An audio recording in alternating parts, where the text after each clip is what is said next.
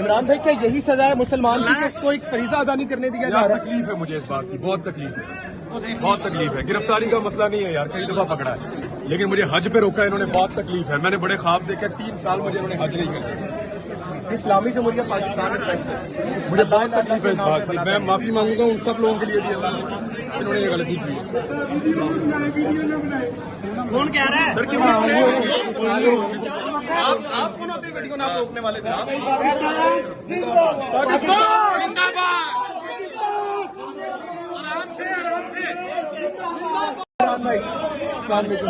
इमरान भाई, क्या यही सजा है मुसलमान की कि कोई फरीजा अदा नहीं करने दिया जा यार रहा है? तकलीफ है मुझे इस बात की, बहुत तकलीफ है, बहुत तकलीफ है। गिरफ्तारी का मसला नहीं है यार, कई दफा पकड़ा है, लेकिन मुझे हज पे रोका है इन्होंने, बहुत तकलीफ है। मैंने बड़े ख्वाब देखे, 3 साल मुझे इन्होंने हज नहीं करने।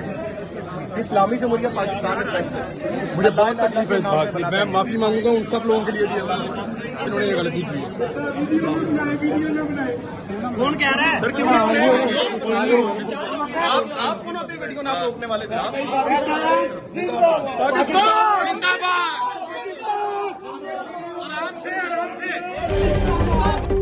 स्टार न्यूज, जियो पाकिस्तान के लिए।